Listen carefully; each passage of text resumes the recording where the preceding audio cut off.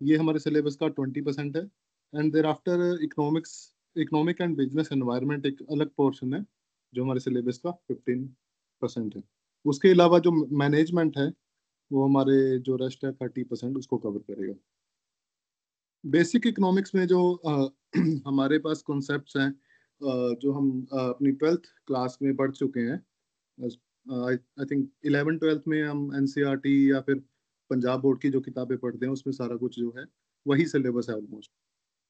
तो fundamental of economics, जिसमें हम इकोनॉमिक्स एज ए सब्जेक्ट के बारे में ब्रीफली स्टडी करेंगे। Thereafter utility as a concept, wealth का कंसेप्ट और प्रोडक्शन का कंसेप्ट, बहुत ब्रीफली इसको हम स्टडी करेंगे। उसके बाद आता है डिमांड प्राइसिंग थ्योरी। डिमांड की थ्योरी के अंडर हमारे जितने भी छोटे मोटे कंसेप्ट हैं वो हम देखेंगे। उसके बाद theory of production, cost of production and means of production. ये सारा जो पार्ट है बेसिक कंसेप्ट का, ये एक तरह से माइक्रो इकोनॉमिक्स के अंडर कवर होता है हमारा। उसके बाद आ गया जी हमारा फॉर्म्स ऑफ मार्केट, जिसमें हम डिफरेंट डिफरेंट फॉर्म्स स्टडी करेंगे बहुत ब्रीफली। उसके बाद है मनी एंड बैंकिंग, ये भी हमारा 12th क्लास या 11th क्लास का सिलेबस है, उसी के अकॉर्डिंग बना हुआ है। उसके बाद एक कॉन्सेप्ट है इकोनॉमिक एंड बिजनेस एनवायरनमेंट। बहुत बहुत छोटा कॉन्सेप्ट है और बहुत स्कोरिंग सब जो इसे काफी स्कोर आने के चांसेस जो है वो रहते हैं। आई थिंक अभी हमको शुरू कर देना चाहिए। सर कर दूं शुरू? यस सर, कर दो। तो मैंने जो पोर्शन है वो हाईलाइट पहले से कर रखा है जो इम्पोर्टेंट इम्पोर्टेंट है। और जो इसका हम तरीका जो पढ़ने का ये रखेंगे कि मैं आपको, क्योंकि आप पहले ही पढ़ चुके हैं, ये जो सारे कंसेप्ट है अपने स्कूल लेवल पे पहले ही कर चुके हैं, तो हम क्या करेंगे, मैं तुमको आपको ब्रीफली समझाऊंगा और आपने क्या करना है उस दिन जो भी समझाया हुआ है वो इस पीडीएफ में से आपको पढ़ना है बैठ के, बस इतना ही करना है आपने अपने बिहाफ पे। उसका एक बार रिवीजन जरूर करना है अगली क्लास के पहले, ताकि अगर आपको कोई डाउट हो तो आप अगली क्लास में कंफर्म कर सकें और एक जो फ्लो है वो बना रहे हमारा अगली क्लास तक। तो हम शुरू करते हैं फंडामेंटल ऑफ इकोनॉमिक्स। इसमें सबसे पहले हमारे पास है कि व्हाट इज इकोनॉमिक्स, इकोनॉमिक्स है क्या। तो डिफरेंट डिफरेंट ऑथर ने डिफरेंट डिफरेंट डेफिनेशन दी है। तो जनरली हम एक्सप्लेन करेंगे कि it explain about the economic activity of a man. आदमी की इकोनॉमिक एक्टिविटी जो भी हम करते हैं उसको जो हम स्टडी करेंगे वो कौन से सब्जेक्ट के अंदर करेंगे, इकोनॉमिक्स के अंदर। अच्छा, इकोनॉमिक एक्टिविटी क्या होती है, ये क्वेश्चन हमारे दिमाग में आता है। Any activity which is related to earning of the money, कोई भी एक्टिविटी जो अर्निंग ऑफ द मनी, हम पैसा कमा रहे हैं उससे रिलेटेड हो, या और स्पेंडिंग ऑफ द मनी, जहाँ पे हम पैसा खर्च कर रहे हो, उसके रिलेटेड, इस दोनों के रिलेटेड कोई भी एक्टिविटी है उसको हम इकोनॉमिक एक्टिविटी बोलेंगे। ये काफी इंपॉर्टेंट एक एमसीक्यू भी बन सकता है इससे कि इकोनॉमिक एक्टिविटी इनमें से क्या है। तो earning of the money and spending of the money, ये दोनों की स्टडी को हम क्या बोलते हैं, इकोनॉमिक एक्टिविटी। और जो economic activity of a man को स्टडी करता है उसको क्या बोलते हैं हम, इकोनॉमिक्स। अच्छा, the main economic problem is to transform societies resources into consumable commodities by using productive technology. हमारे पास रिसोर्सेज होते हैं, रिसोर्सेज का मतलब कोई बता सकता है मेरे को, रिसोर्सेज किसको बोलते हैं? रिसोर्सेज जैसे जैसे मान लो कि आपको आपको एक एक चेयर बनानी है। चेयर बनाने के लिए आपको रॉ मटेरियल की जरूरत पड़ेगी, राइट। तो रॉ मटेरियल में जो टिम्बर है, लकड़ी है, वो हमारा की क्या हो गया, एक रिसोर्स हो गया, नेचुरल रिसोर्स हो गया हमारा। इसी तरह से लेबर जो है वो भी एक रिसोर्स की तरह यूज करते हैं हम, लैंड को एज ए रिसोर्स यूज करते हैं। तो इकोनॉमिक जो प्रॉब्लम है वो रिसोर्सेज को ट्रांसफॉर्म करने की प्रॉब्लम है। मतलब क्या, कि हमारे पास रिसोर्सेज हैं, हमारे पास लकड़ी है, उस लकड़ी से हमने चेयर या फिर टेबल कैसे बनाना है, वो एक इकोनॉमिक की एक इकोनॉमी की प्रॉब्लम है। अच्छा, उसके बाद आता है कि it is a problem because human wants are unlimited and society resources are limited. इसका ये काफी इंपॉर्टेंट लाइन है human wants are unlimited and societies resources are limited. मतलब क्या है कि हमारे पास जितने भी रिसोर्सेज हैं, चाहे वो नेचुरल रिसोर्सेज हैं, चाहे वो लैंड है, चाहे वो लेबर है, चाहे वो एंटरप्रेन्योरशिप है, चाहे वो टेक्नोलॉजी है, वो लिमिटेड है, राइट। उस लिमिटेड टेक्नोलॉजी का, उस लिमिटेड रिसोर्सेज का यूज करके हम अपनी जो हमारी वांट्स है उसको कैसे हमने सेटिस्फाई करना है। और ह्यूमन की जो वांट्स है वो कितनी क्या है, अनलिमिटेड है। ह्यूमन की जो वांट्स है वो अनलिमिटेड है। जैसे कि अगर आप पैसा कमाने जाओगे तो आप कहोगे कि मैं 10 रुपए कमा लूँ, फिर आप कहोगे कि नहीं नहीं 10 रुपए कम पड़ रहे हैं तो मैं 15 कमा लूँ, तो मैं 20 कमा लूँ। ऐसे जो हमारी रैशनैलिटी है इकोनॉमिक्स की एज ए मैन, वो क्या है कि हम एक तरह से लालची इंसान है, ठीक है। तो वो उसकी जो वांट्स है, उसकी जो चाहते हैं वो अनलिमिटेड है। वो कुछ भी लेना चाहता है, वो जहाज भी ले लेगा, उसके बाद भी वो कहेगा कि मैं कुछ और ले लूँ, है ना। तो उस तरह से जो वांट्स है हमारी वो अनलिमिटेड है। उस वांट्स को सेटिस्फाई करने के लिए हमारे को सोसाइटी के जो रिसोर्सेज हैं उसका यूज करना है। ये हमारे सामने एक मेन प्रॉब्लम है इकोनॉमिक्स की कंटेक्स्ट में। आगे the firms and the household are the basic economic entities in an economy. Firms कौन कौन सी एंटिटी है, फर्म्स, और दूसरी कौन सी है, हाउस होल्ड। फर्म्स का मतलब जहाँ पे फैक्ट्रीज, जहाँ पे हमारा सामान वगैरह बनता है। और हाउस होल्ड कौन से हो गए, जो जहाँ जो उस सामान को परचेज कर रहे हैं। और हाउस होल्ड से ही जो इंसान है, जो बंदे हैं, वो जाके फैक्ट्रीज में काम कर रहे हैं, राइट। तो फर्म्स और हाउस होल्ड दो चीजें, एक सिंपल इकोनॉमी में हम फर्म्स और हाउस होल्ड को लेते हैं, और वो बेसिक एंटिटी है किसी भी इकोनॉमी के लिए। आगे जाके हम देखेंगे टू सेक्टर मॉडल, तो उसमें फर्म्स होती हैं और हाउस होल्ड होता है, दोनों चीजें हम लेते हैं इकोनॉमी को सिंप्लीफाई करने के लिए। The firms are the production unit and household are the consumption unit. जैसे मैंने बताया, फर्म्स जो है वो प्रोड्यूस करेंगी चीजें, वो बनाएंगी चीजें। एंड हाउस होल्ड जो है, जो हमारे घर हैं, घर के जो लोग हैं, वो क्या करेंगे, कंज्यूम करेंगे उसको। वो कंजम्पशन यूनिट उसको हम बोलते हैं। The main aim of these firms is to maximize their profit. The household, on the other hand, try to maximize their satisfaction from their consumption of the goods produced by the firm. इस line का मतलब क्या है कि देखो हमारे पास दो unit आ गई, एक हो गया फर्म्स और एक हो गया हाउस होल्ड। फर्म्स का काम क्या है, प्रोड्यूस करना, राइट। हाउस होल्ड का काम क्या है, कंज्यूम करना।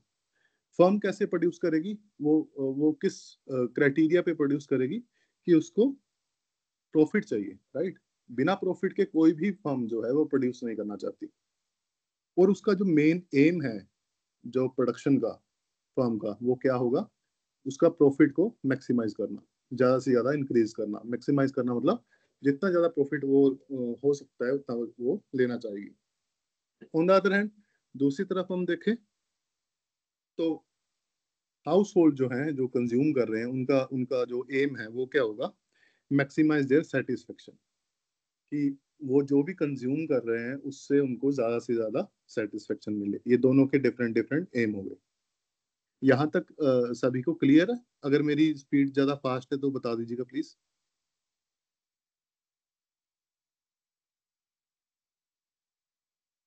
Hello,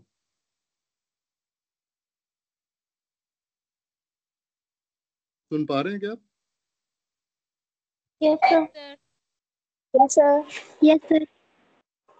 yes, sir. अच्छा, आगे सब्जेक्ट मैटर ऑफ इकोनॉमिक्स में क्या क्या है, कि हम इकोनॉमिक्स में क्या क्या पढ़ते हैं ब्रीफली वो देखेंगे। जो भी मैंने जो पोर्शन है वो हाईलाइट किया है, इसका मतलब क्या है कि वो इम्पोर्टेंट है, उससे क्वेश्चन जो है वो कोई ना कोई बन सकता है। तो उसको तो आपको जरूर पढ़ना ही पढ़ना पड़ेगा। In economics A want is something that is desired. Want क्या होती है, जो हम डिजायर करते हैं, जो हम सोचते हैं कि हम ये करेंगे, हमारे मन में जो इच्छा होती है वो क्या होती है, वांट होती है वो, ठीक। But all desires are not economic want.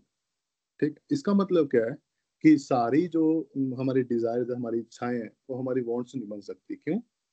For example कि हमारी हमारी वांट है कि हम चांद पे जाएंगे। मेरी वांट है कि कल को मैं मून पे जाना चाहता हूँ। पर वो क्या है, वो मेरी डिजायर है, वो फुलफिल नहीं हो सकती। क्यों? क्योंकि मेरे पास ना मनी है, ना मेरे पास इलॉन मस्क का कॉन्टेक्ट नंबर है कि मैं उसको बोलूँ कि मेरे को मून छोड़ के आ, राइट। तो वो सारा पॉसिबल नहीं है। जहां वो चीज पॉसिबल हो सकती है उसको हम बोलते हैं वांट। जहां वो चीज पॉसिबल है उसको हम बोलते हैं वांट, और जहां वो चीज पॉसिबल नहीं है उसको बोलते हैं हम डिजायर। ठीक है, दोनों में फर्क समझ में आ रहा है? समझ गए आप? Yes, sir. Yes, sir.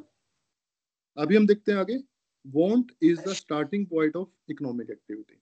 अच्छा, हम कंज्यूम कर रहे हैं, हम प्रोड्यूस कर रहे हैं। तो मैंने अभी पीछे बताया ना कि प्रोड्यूसर का एम क्या है कि मैं प्रॉफिट कमाऊं ज्यादा से ज्यादा। कंज्यूमर का एम क्या है कि मैं ज्यादा से ज्यादा अपना सेटिस्फेक्शन लूं।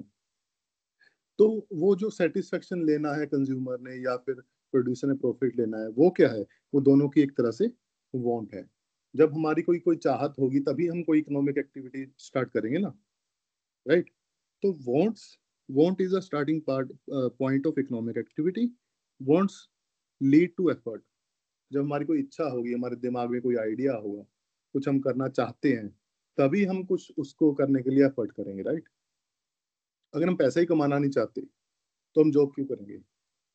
अगर हम पैसा कमाना चाहते हैं उसी के लिए हम जॉब करेंगे, राइट। तो वो जो पैसा कमाने की चाहत है, जो हमारी वांट है, वही हमारे एफर्ट को आगे लीड करती है। उसके बाद जो एफर्ट हम करते हैं, an effort leads to satisfaction. जो हम एफर्ट करते हैं उससे हमारे को कुछ प्राप्त होता है, तो उससे हमारे को सेटिस्फेक्शन मिलती है, राइट। तो इसको ऐसे लिखना है, want leads to effort, effort leads to satisfaction. ठीक। आगे, the subject matter of economics is divided into 4 parts. 4 part में इकोनॉमिक्स को डिवाइड किया गया है। नंबर 1 इज कंजम्पशन, जो हम कंज्यूम करते हैं। जो हम चीजें जैसे आप चॉकलेट्स खरीदते हो, है ना, समोसे खरीदने जा रहे हो, तो वो क्या है? हम कंज्यूम, एज ए कंज्यूमर हम उस चीज को कंज्यूम करते हैं। तो इकोनॉमिक्स में हम इस चीज को भी पढ़ेंगे कि कैसे हम किसी चीज को कंज्यूम कर रहे हैं। देयर आफ्टर प्रोडक्शन, कि कैसे हम किसी चीज को प्रोड्यूस करते हैं। उसके बाद एक्सचेंज। एक्सचेंज का मतलब क्या होता है? एक्सचेंज का मतलब होता है एक ट्रेड करना, एक तरह से ट्रेड करना। जैसे अ, हम अपने टाइम को एक्सचेंज करते हैं, राइट। एक एज ए टीचर मैं क्या एक्सचेंज कर रहा हूँ? मैं अपना टाइम एक्सचेंज कर रहा हूँ आपके साथ। आप क्या एक्सचेंज कर रहे हो? आप भी एक टाइम एक्सचेंज कर रहे हो। पुराने टाइम पे बार्टर सिस्टम चलता था, जिसमें हम एक्सचेंज के थ्रू जो है कमोडिटीज को कंज्यूम करते थे। उसके बारे में आगे पढ़ेंगे। उसके बाद है डिस्ट्रीब्यूशन। डिस्ट्रीब्यूशन का मतलब क्या होता है? बांटना, राइट। हिंदी में इसका मतलब क्या है? बांटना। डिस्ट्रीब्यूशन डील करता है कि कैसे हम जो हमारे रिसोर्सेज है उसको, जो लोग हैं उसमें कैसे हम डिस्ट्रीब्यूट कर रहे हैं, कैसे हम बांट रहे हैं। For example taxation, expenditure, public expenditure, ये सब इसी का पार्ट है, डिस्ट्रीब्यूशन का। उसके बाद इस डिटेल में थोड़ा देखते हैं कंजम्पशन क्या है। It is an act to use the good और service to satisfy the want. जो हमने पहले पढ़ा है कि हम वांट को सेटिस्फाई करने के लिए कोई एक्ट करते हैं, कोई कोई काम करते हैं, उसको हम कंजम्पशन बोलते हैं। In economics, consumption is typically defined as final purchase by an individual that are not investment or some sort। मतलब क्या है? अच्छा, इसमें जो इम्पोर्टेंट हमारा ध्यान देने के लिए जो चीज है वो क्या है? Final purchase. इस वर्ड पे ध्यान दीजिए, फाइनल परचेज। परचेज क्या है? परचेज दो तरह की हम बोल सकते हैं। एक्सक्यूज मी हाँ जी, हाँ जी। सर, आपकी आवाज नहीं आ रही। आवाज नहीं आ रही मेरी? सर, आपकी आवाज क्लियर नहीं आ रही, क्लियर नहीं आ रही सर। अच्छा, 2 सेकंड।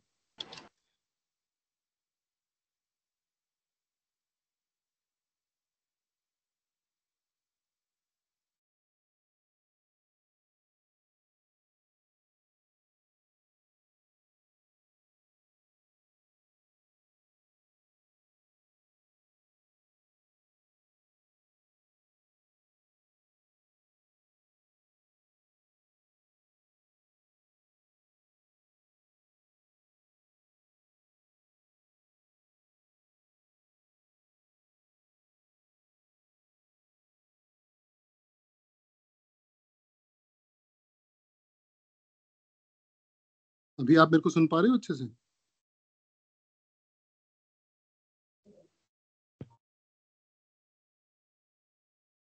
हेलो?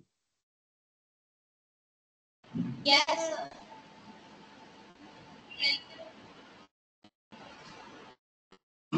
ऑलराइट। तो हम पढ़ रहे थे कंजम्पशन के बारे में। It is an act to use a goods और service to satisfy the want. अभी इस जो ये हमारे सामने डेफिनेशन है, उसमें सबसे इंपॉर्टेंट पॉइंट क्या है? फाइनल परचेज, जो मैंने यहाँ पे हाईलाइट। सर स्क्रीन नहीं शो हो रही। दो सर स्क्रीन नहीं शो हो रही।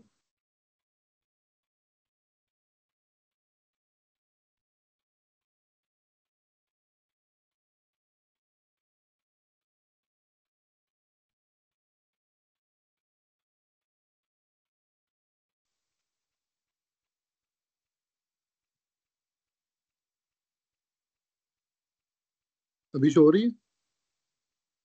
Yes, sir. Yes sir. Okay okay. Yes sir.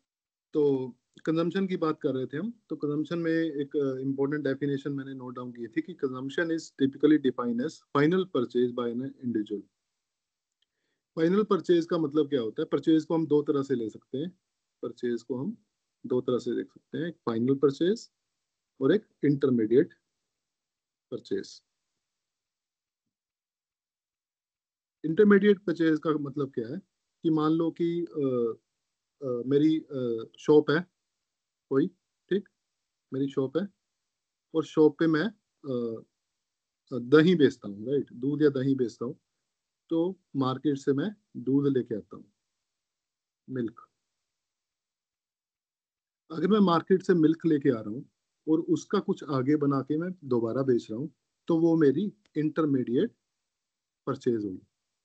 अगर मार्केट से मैं मिल्क लेके आ रहा हूँ और उसका मैं घर पे चाय बना के पी रहा हूँ, खुद कंज्यूम कर रहा हूँ, तो वो मेरी फाइनल परचेज हो गई, राइट। तो कंजम्पशन का मतलब क्या है कि फाइनल परचेज, कि जो हम ultimately as a individual, as a consumer हम कंज्यूम कर रहे हैं, और उसमें इंटरमीडिएट का कोई रोल नहीं है। अगर इंटरमीडिएट परचेज हम करते हैं तो इसका मतलब क्या है कि हम इन्वेस्टमेंट कर रहे हैं, हम वो खुद कंज्यूम नहीं कर रहे हैं, हम एक तरह से वो रॉ मटेरियल खरीद रहे हैं, उसका कुछ आगे बना के हम बेच रहे हैं।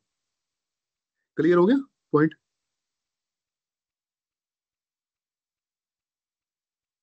Yes, sir. ओके, अच्छा। Then through consumption the consumer destroys the utility of the commodity. Destroys को ऐसे समझना है हमको कि वो जो उसकी जो गुड में कोई भी यूटिलिटी का कॉन्सेप्ट आपको पता है क्या? यूटिलिटी क्या होती है? आपको आता है ना? Yes sir. Yes, sir. Okay okay. तो यूटिलिटी, जो किसी भी कमोडिटी की कोई ना कोई यूटिलिटी होती है, राइट। उस यूटिलिटी को डिस्ट्रॉय करने का मतलब हम उस यूटिलिटी को कंज्यूम कर रहे हैं, एक तरह से हमने वो अपने अंदर ले ली यूटिलिटी, हमारे को यूटिलिटी प्राप्त हो गई। तो थ्रू कंजम्पशन हम क्या करते हैं? कमोडिटी की यूटिलिटी को डिस्ट्रॉय करते हैं। This utility was created by the producer through production. Production में प्रोड्यूसर का काम क्या था? कोई कोई कंज्यूमर की आइटम जो है वो बनानी, राइट। तो जब वो आइटम बनाता है कंज्यूमर की, कोई ना कोई कंज्यूमर के लिए, तो उसका मेन काम क्या होता है कि उसमें कोई ना कोई यूटिलिटी वो कंज्यूमर को प्रदान करे। तो प्रोडक्ट प्रोड्यूसर जो है वो यूटिलिटी को बनाता है, प्रोड्यूसर यूटिलिटी को क्रिएट करता है और कंज्यूमर जो है वो उसको डिस्ट्रॉय करता है या फिर कंज्यूम करता है, राइट। आगे, the reason for the purchase determines whether something is viewed as an investment और ए कंजम्पशन। वही जो बात मैंने पहले की थी, ये सेम वाली बात जो परचेज में कर रहा था, फाइनल और इंटरमीडिएट। अगर तो मैं परचेज करता हूँ फाइनल के लिए, तो मान लो कि दूध, हमने यहाँ पे मिल्क की एग्जांपल ली थी, राइट। तो मिल्क जो एज ए कमोडिटी है, वो आप उसका यूज किसके लिए कर रहे हो वो डिसाइड करेगा कि वो कंजम्पशन है या फिर इन्वेस्टमेंट है। कंजम्पशन है या फिर इन्वेस्टमेंट है। आई होप आप समझ गए होंगे इस बात को। कि अगर मैंने मिल्क लिया, अगर मैं उससे कुछ और प्रोड्यूस कर रहा हूँ तो वो मेरी इन्वेस्टमेंट हो गई। अगर वही उसी मिल्क को मैंने पी लिया या फिर मैंने अपने घर के लिए चाय बना ली तो वो कंजम्पशन हो गई। आगे production. Production involves the creation of goods and services by use resources। अच्छा, प्रोडक्शन का मैं अगर बात करूं आपसे कि मान लो कि ये एक फैक्ट्री है, फॉर एग्जांपल टेबल की फैक्ट्री है। मैं यहाँ पे लाया हूँ वुड, और वुड को मैं प्रोसेस करता हूँ एज ए चेयर्स।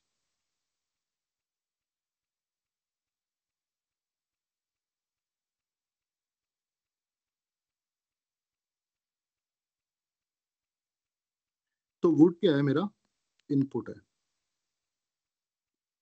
चेयर्स क्या है, मेरी आउटपुट है। ठीक है। फैक्ट्री क्या है, प्रोडक्शन। ये मेरी प्रोडक्शन प्रोसेस है। प्रोडक्शन का मतलब क्या है कि मैं इनपुट, कोई इनपुट किसी भी तरीके का हो सकता है, इनपुट का यूज करके कैसे आउटपुट बना रहा हूँ, वो मेरा क्या हो गया, प्रोडक्शन हो गया। ठीक है। मैं कोई ना कोई गुड्स एंड सर्विसेज क्रिएट कर रहा हूँ बाय यूजिंग रिसोर्सेज। रिसोर्सेज किसी भी तरीके के हो सकते हैं, रॉ मटेरियल मेरा किसी भी तरीके का हो सकता है, पर ओवरऑल देखा जाए तो इनपुट का यूज करके मैं आउटपुट बना रहा हूँ। इस प्रोसेस को क्या बोलते हैं, प्रोडक्शन। आगे, it is a process to change the raw materials into final finished good, जो मैंने अभी समझाया। It is nothing but creation of utility. ये अभी मैंने बताया था कि यूटिलिटी को क्रिएट करते हैं, right. To produce anything so many factors are essential. अच्छा, प्रोड्यूस, यहाँ पे मैंने इनपुट जो लिखा हुआ है, इनपुट लेफ्ट साइड पे प्रोडक्शन प्रोसेस में, वो इनपुट को हम चार भाग में बांटते हैं। Number one is land, number two is labour, number three is capital, number four is organisation. हम कोई भी चीज बनाएंगे तो उसके लिए लैंड हमारे को जरूरी होगी, हमारे को लेबर जरूरी होगी, देन कैपिटल। कैपिटल में आपका मशीनरी, मशीन्स,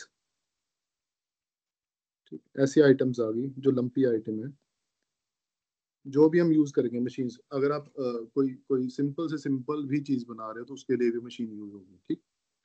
ऑर्गेनाइजेशन का मतलब क्या है, एंटरप्रेन्योर जो है, वो जो रिस्क ले रहा है, जो अपने लिए चीजें बना रहा है, वो जो मैनेजमेंट जो है, जो लोग उसने रखे हुए हैं, कैसे उसने फाइलिंग की है, जो भी है आप पढ़ते हो उसमें चीज में ना।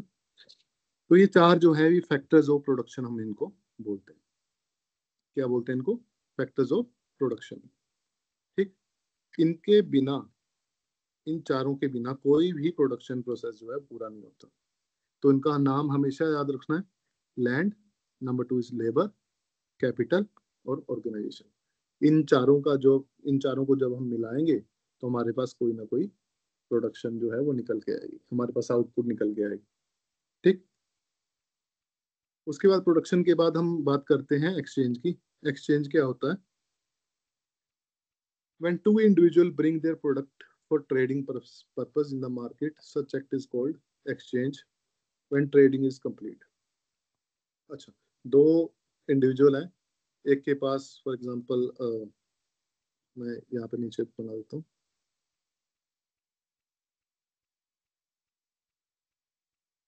एक के पास वीट है, ठीक, बोरी में।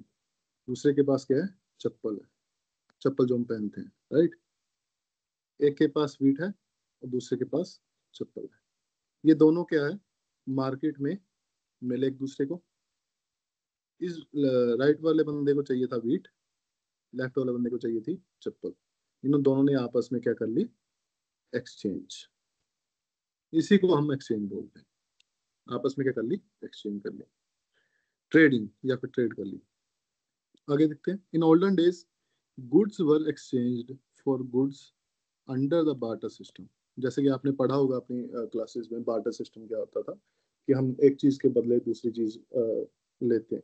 आजकल गांव में आप जाओगे, इंटीरियर इलाके में जाओगे तो बार्टर सिस्टम आजकल भी प्रेवेलेंट था। फॉर एग्जांपल आप शायद कई कई घरों में देखा होगा कि वो लड़कियों के बाल लेके जाते हैं, राइट। साइकिल पे आता है बंदा, वो बाल लेके जाता है और उसके बदले में आपको कोई ना कोई बर्तन दे जाता है या फिर, है ना। तो वो क्या है, वो बार्टर सिस्टम है, ना वो आपसे पैसे ले रहा है ना आप उसको कुछ पैसे वगैरह दे रहे हो, है ना।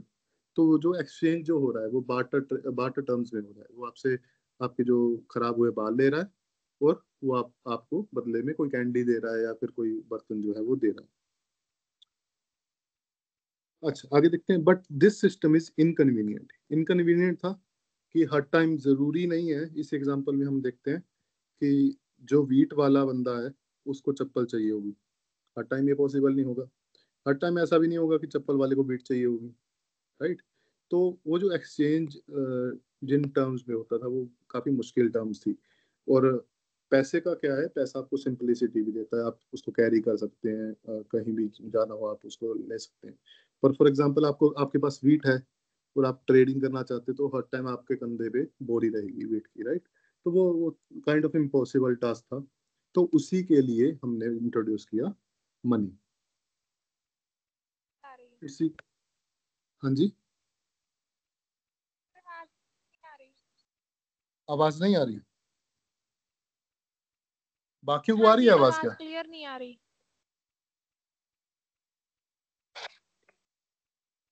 बाकियों को भी सेम दिक्कत है क्या? No sir. No, sir. Yes, sir. No sir. Yes Yes, sir. Sir mix response है। तो आप ऐसा करिए, एक बार अपने इंटरनेट को करेक्शन को रिफ्रेश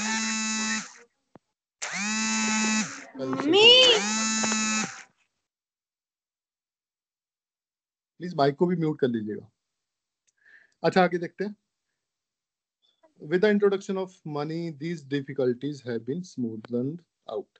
मनी की आने की वजह से ये जो प्रॉब्लम थी कि आपको वेट लेके जाना पड़ रहा है हर जगह, वो जो है वो स्मूथ आउट हो गई, वो दूर हो गई। आगे हम देखते हैं डिस्ट्रीब्यूशन। डिस्ट्रीब्यूशन जो कंसेप्ट है आपको मैंने बताया था कि sharing of the income among the factors of production. Factors of production हमारे पास कौन कौन से थे? Land, then labour, then capital, then organisation. इन चारों को, क्योंकि इनपुट है, इन चारों को कोई ना कोई कॉस्ट होगी, तो इन चारों को जो भी मिलेगा वो कैसे डिसाइड होगा हमारा डिस्ट्रीब्यूशन में। ठीक, डिस्ट्रीब्यूशन में हम यही स्टडी करते हैं, sharing of the income among the factors of production. अच्छा आगे देखते हैं। The total income which is generated by a selling of these goods and services in the market must be distributed among the factors of production in the form of rent, wages, interest and profit. अभी आप मेरे को एक बार बताओ कौन कौन से factor of production है हमारे पास, जो चार मैंने सर बोले थे। Land, land, organisation, second is Land, labor, capital, organization. Labour, organisation, और कौन सी एक? Capital, organisation, Capital. Capital. Okay, entrepreneur. ये हमारे पास चार फैक्टर्स ऑफ प्रोडक्शन है जिसकी सहायता से हम कोई भी चीज प्रोड्यूस करते हैं, राइट। अब इन चारों को जो भी हम देते हैं इनकम, कुछ ना कुछ हमारे को इनकम देनी पड़ेगी ना इनको। तो इनकम में हम क्या क्या देते हैं? लैंड को क्या देते हैं? रेंट। लेबर को क्या देते हैं हम? वेजेस। वेजेस, ऑर्गेनाइजेशन को क्या देते हैं? Profit. Profit sir, right right right. Capital को क्या हम देंगे? इंटरेस्ट। इंटरेस्ट, ठीक है। तो ये चारों आपने फैक्टर्स ऑफ प्रोडक्शन और उनकी जो इनकम है उनको हम क्या क्या बोलते हैं वो याद रखें। आगे there are two types of distribution, one is micro distribution, another is macro distribution. ठीक, माइक्रो डिस्ट्रीब्यूशन क्या है? Pricing of factors of production. Factor of production क्या है? हमारे पास लैंड है, लेबर है, ऑर्गेनाइजेशन है, कैपिटल है। इनकी जब हम प्राइजेस को स्टडी करते हैं, जब उनके प्राइस, लैंड का प्राइस क्या होगा? अभी मैंने लिखा है यहाँ पे रेंट। लेबर का प्राइस क्या होगा? वेजेस। ऑर्गेनाइजेशन का प्रॉफिट, कैपिटल का इंटरेस्ट। इनके जब हम प्राइजेस को स्टडी करेंगे माइक्रो इकोनॉमिक्स में, उसको हम बोलेंगे माइक्रो डिस्ट्रीब्यूशन। बस इतना याद रखना है आपने, ज़्यादा डीप में नहीं जाना कि कैसे होता है कैसे नहीं होता है, बस इतना याद रखना है कि माइक्रो डिस्ट्रीब्यूशन में हम क्या करते हैं, फैक्टर्स ऑफ प्रोडक्शन के प्राइजेस को स्टडी करते हैं। ठीक, इसमें थ्योरीज है, Ricardian theory of rent, modern theory of rent, different ways theories, interest theories, profit theories. बस इसका नाम देख लेना एक बार, अगर एग्जाम में आ गया कि रिकार्डियन थ्योरी ऑफ रेंट किससे इंस्पायर्ड है, मैक्रो डिस्ट्रीब्यूशन, माइक्रो डिस्ट्रीब्यूशन या एक्सचेंज से है ना, तो आप टिक कर सको, बस इतना एक बार देख लेना। आगे मैक्रो डिस्ट्रीब्यूशन को हम पढ़ते हैं जनरली मैक्रो इकोनॉमिक्स में। ठीक है, हमारे पास दो सब्जेक्ट होते हैं, माइक्रो एंड मैक्रो। तो मैक्रो डिस्ट्रीब्यूशन जो है उसको हम पढ़ते हैं मैक्रो इकोनॉमिक्स में। उसका मतलब क्या होता है, sharing of the total national income among the total factors of production. ठीक है, यहाँ पे ध्यान देना कि हम टोटल, जहां भी टोटल या फिर एग्रीगेट ऐसे वर्ड्स लिखे होंगे, टोटल सप्लाई, टोटल डिमांड या फिर टोटल फैक्टर ऑफ प्रोडक्शन, कुछ भी टोटल या एग्रीगेट में लिखा हुआ, तो वो किससे जुड़ा हुआ है, वो मैक्रो इकोनॉमिक्स से जुड़ा हुआ। ये चीज आपको याद रखनी है जनरल। तो मैक्रो डिस्ट्रीब्यूशन किससे डील करता है, टोटल नेशनल इनकम जैसे हमने जीडीपी निकाल ली किसी कंट्री की, वो जीडीपी टोटल फैक्टर है, इस इंडिया में पूरी कितनी लैंड है, इस इंडिया में पूरी कितनी लेबर है, उसमें कैसे डिस्ट्रीब्यूट हो रही है ये इनकम जो है, उसको हम बोलेंगे मैक्रो डिस्ट्रीब्यूशन। ठीक, आगे काफी इंपॉर्टेंट कंसेप्ट है ये वाला, इससे काफी एक ना क्वेश्चन तो पक्का आएगा।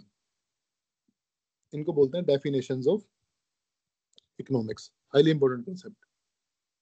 अच्छा, काफी तरह की डेफिनेशंस होती हैं, यहाँ पे हमारे 4 डेफिनेशंस आई हैं, wealth, welfare, scarcity and growth.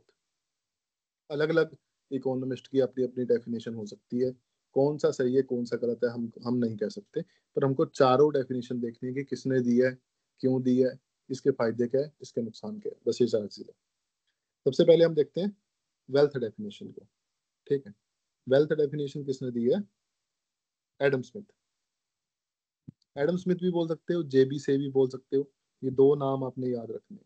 इसमें आपका यही काम है, आपने नाम, उसने कौन सी बुक लिखी, और उसका जो बेसिक डेफिनेशन क्या है वेल्थ की, तो वो याद रखनी है बस। क्या हो गया, जेबी से, दूसरा क्या है, एडम स्मिथ। अच्छा, एडम स्मिथ को क्या बोलते हैं हम, father of economics. Adam father of Smith, economics. Yes yes right, Adam Smith को क्या बोलते हैं हम, फादर ऑफ इकोनॉमिक्स। अच्छा, कोई मुझे बताना चाहेगा फादर ऑफ मैक्रो इकोनॉमिक्स कौन है? Keynesian sir. Keynes, yes, John Maynard Keynes, वो क्या है, फादर ऑफ मैक्रो इकोनॉमिक्स। ठीक है, तो ऐसे ऐसे जो बेसिक क्वेश्चन है यही आपको एग्जाम में आएंगे एमसीक्यू टाइप में, तो ऐसी चीजों पे आपको जोर देना। आगे चलते हैं। अच्छा, एडम स्मिथ भाई साहब ने एक बुक लिखी थी, उसका नाम था an inquiry into the nature and causes of wealth of nation. कब लिखी थी ये, 1776। अभी आप इससे बुक्स, अगर आपको बुक का नाम भी याद है तो आप बुक से ही अंदाजा लगा लोगे कि इसमें क्या आ रहा है, wealth wealth of nation, right. ये आप देख रहे हो यहाँ पे, वेल्थ ऑफ नेशन बुक का ही नाम है, तो उसकी कौन सी डेफिनेशन होगी, वेल्थ डेफिनेशन होगी। ठीक, आगे एडम स्मिथ ने क्या किया, D linked the economics from political economy. Adam Smith के पहले क्या होता था कि इकोनॉमिक्स एज ए अलग एक अलग सब्जेक्ट नहीं था, ये पॉलिटिकल साइंस जो सब्जेक्ट होता है हमारा सोशल साइंस में, उसका ही पार्ट माना जाता था। ठीक, तो एडम स्मिथ के आने के बाद जो इसने बुक लिखी, उसके बाद जो इसने रेवोल्यूशन लाया इकोनॉमिक्स में, उसके बाद क्या हुआ कि इसको एज ए अलग सब्जेक्ट देखना शुरू कर दिया लोगों।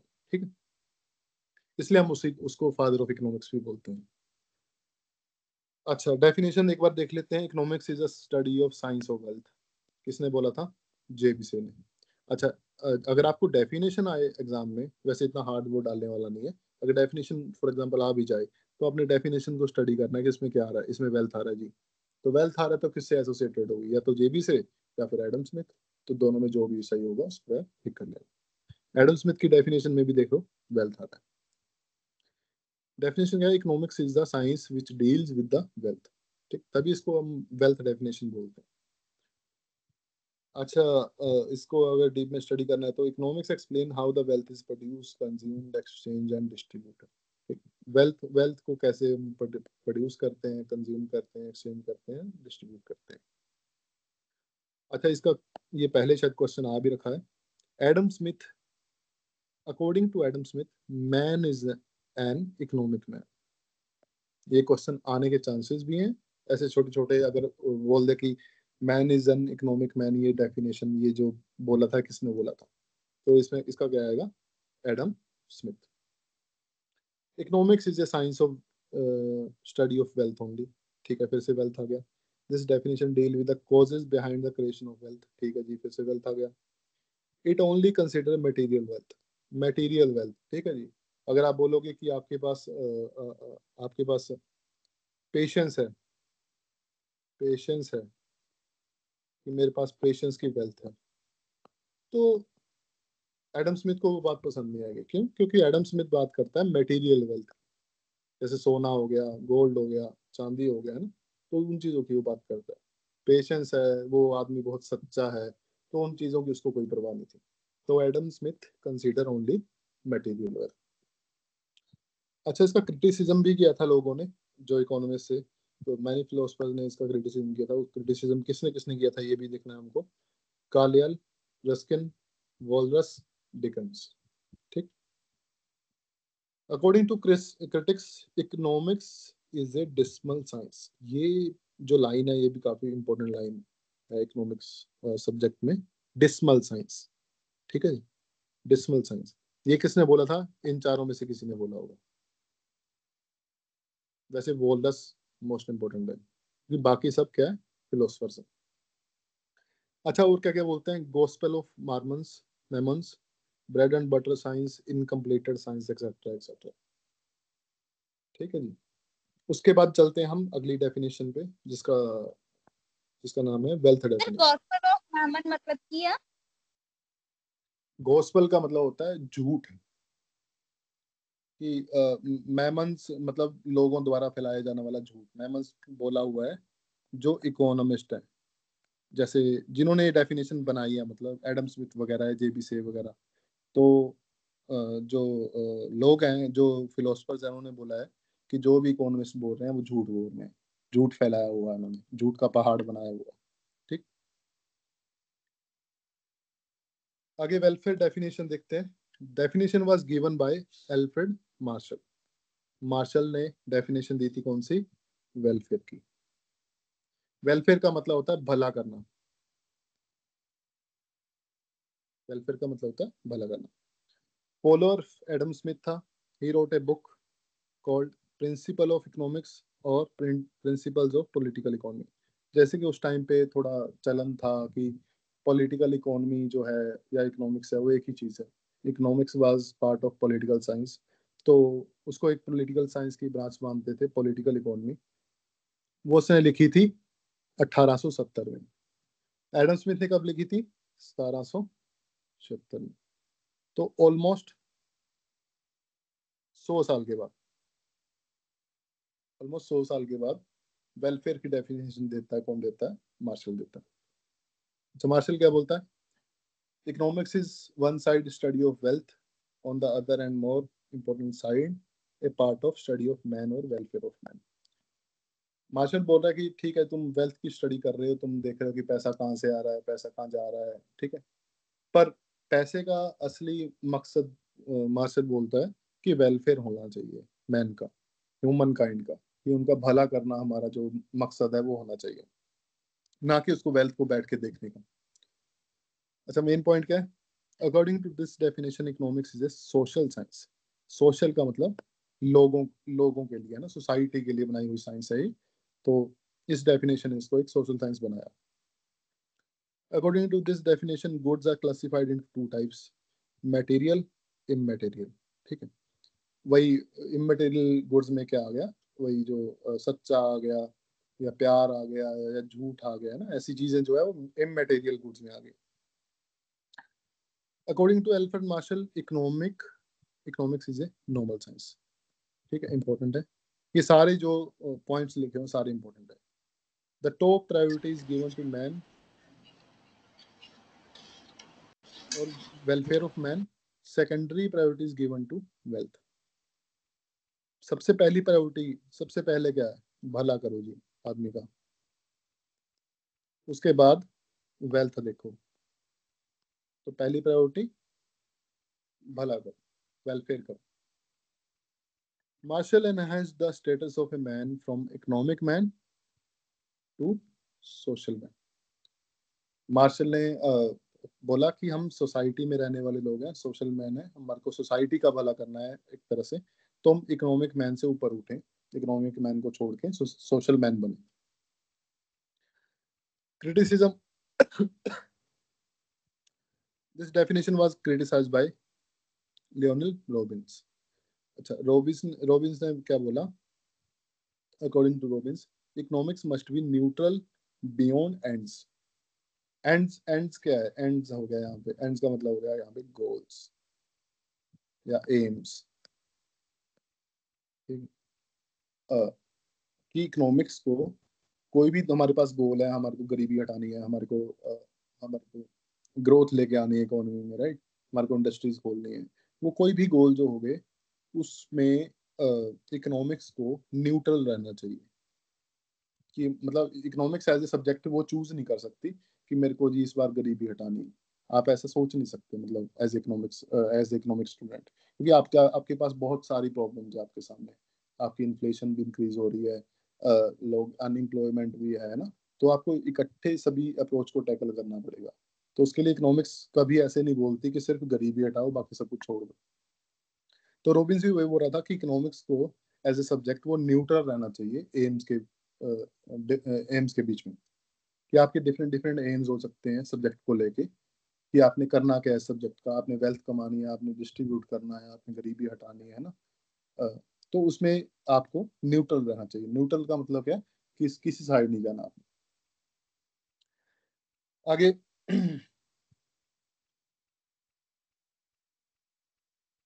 स्कैसिटी, एक और चीज देख लेते हैं। Marshall neglected some material goods which do not promote human welfare, but these goods are also produced, exchanged and consumed. Marshall ने बात की थी ना वेल्थ कमाने की, वेल्थ कि हमको वेल्थ भी कमानी है, सेकंड प्रायोरिटी उसकी वेल्थ थी। बट जब वो वेल्थ की बात करता है तो फॉर एग्जांपल हम सिगरेट इंडस्ट्री होगी या अल्कोहल इंडस्ट्री होगी, तो उससे जो सामान बनता है तो वो भी जीडीपी का पार्ट होता है, राइट, वो भी जीडीपी में काउंट होता है, उससे भी हमारी जीडीपी या हमारी नेशनल वेल्थ या हमारी नेशनल इनकम जो है वो इंक्रीज होती है।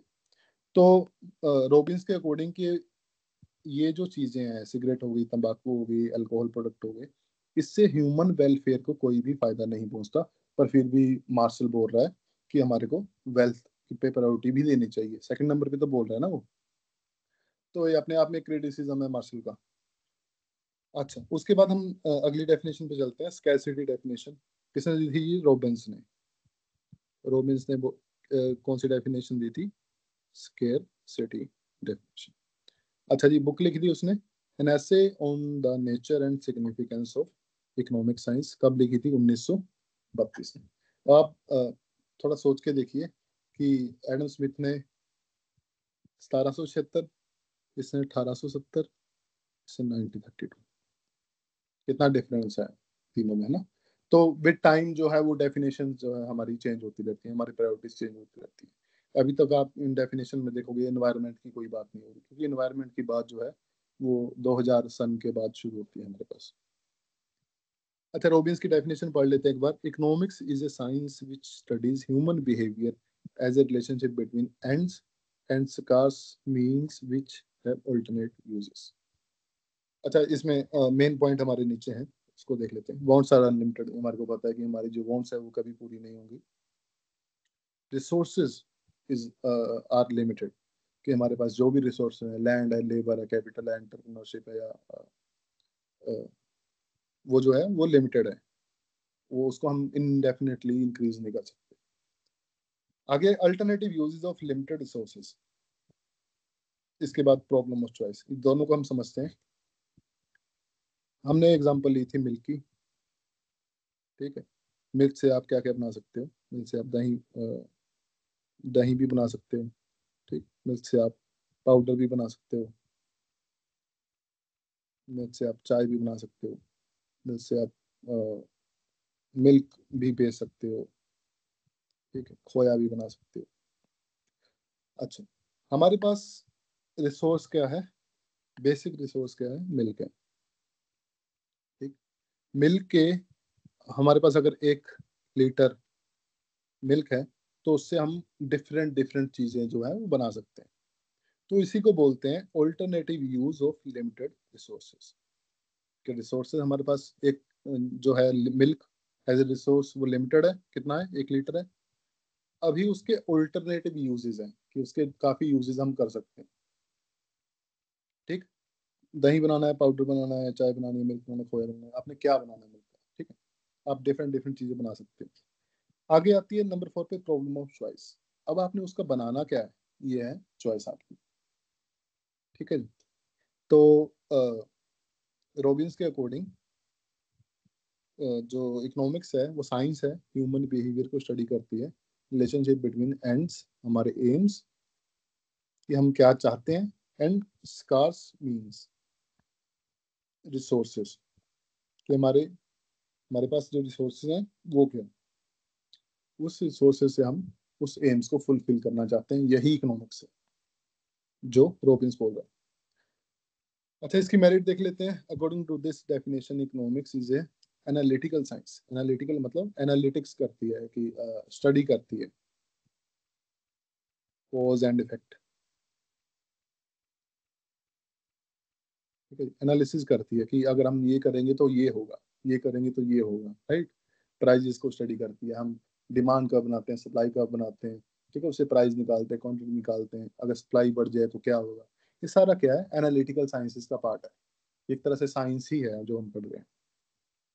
Economics turns into universal science. ये जो है यूनिवर्सल साइंस, क्योंकि आप जो भी इकोनॉमिक्स में कुछ भी कोई भी एक भी छोटा सा भी कॉन्सेप्ट पढ़ते हो वो आपकी जो जिंदगी पे है वो एप्लीकेबल होता है। जो चाहे आप कैसी भी जिंदगी जी रही हो, चाहे आप बहुत ज्यादा गरीब हो, चाहे आप बहुत ज्यादा अमीर हो, चाहे, है ना, आप कहीं भी हो, तो वो एक यूनिवर्सल साइंस की तरह काम करती है। According to Robbins it is a positive science. अब पॉजिटिव साइंस का मतलब क्या है? क्या नेगेटिव साइंस भी कोई चीज होती है? ये हम आगे देखते हैं, इनकी डेफिनेशन आगे जाके क्लियर होती है हमारे को। तो रॉबिन्स ने क्या कहा था कि इकोनॉमिक्स एक पॉजिटिव साइंस है। न्यूट्रल बिटवीन एंड्स, ये हम पहले ही बता चुके हैं पिछले पहले। उसके बाद जी अभी आ जाते हैं उसके अगले चरण की ओर, जहाँ पे ग्रोथ डेफिनेशन हमारे सामने आती है। डेफिनेशन वाज गिवन बाय, हाँ जी, सर क्रिटिसिज्म नहीं करना सीखा।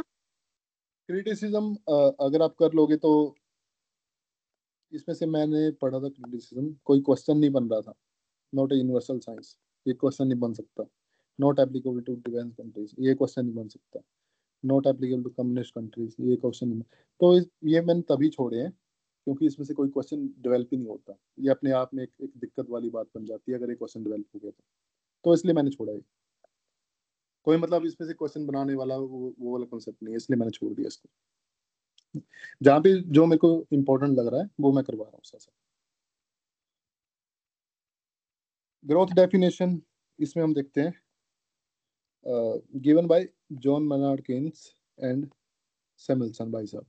मेनली इसका जो नाम है वो केन्स के साथ देखा जाता है, पर आपको दोनों याद करने हैं। दोनों में से कोई भी एक पूछ सकता है, केन्स और सैमुअलसन। सैमुअलसन ने बुक लिखी थी इकोनॉमिक्स एंड इंट्रोडक्टरी एनालिसिस 1948 में। ठीक है, 1948 में।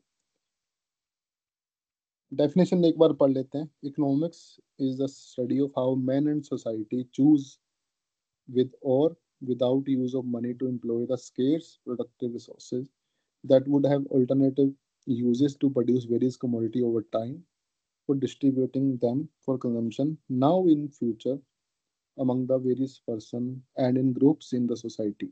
It analyzes the cost and benefit of improving pattern और resources. आगे इसके मेन पॉइंट देख लेते हैं इस डेफिनेशन को तोड़ के क्या क्या बनते हैं। अच्छा, स्कैरसिटी डेफिनेशन की तरह it also accept the unlimited wants and limited resources. ये भी क्या बात करता है? अनलिमिटेड वांट, लिमिटेड रिसोर्सेज, जो हमने पढ़ा, विच हैव ऑल्टरनेटिव यूजेस, जिसके काफी यूजेस हो सकते हैं। अच्छा, सैमुअलसन क्या कहता है? The problem of scarcity of resource does not confine to present but also to the future. अब इसमें क्या बात करते हैं? ये टाइम टाइम फ्रेम जो है वो लेके आ गए कि प्रेजेंट को ही हम इफेक्ट नहीं करते, हम एक तरह से फ्यूचर को भी इफेक्ट करते हैं। It means he introduce the concept of time element. For example मैं आपको बताता हूँ कि कैसे हम फ्यूचर को इफेक्ट करते हैं। अगर मान लो कि अभी टैक्सेस हम बढ़ा देते हैं, ये गवर्नमेंट जो है टैक्सेस बढ़ा देती है, वो टैक्सेस बढ़ा के उनके पास क्या आ जाता है? रेवेन्यू आता है, पैसा आता है। रेवेन्यू का इस्तेमाल वो करते हैं, स्कूल्स खोलते हैं।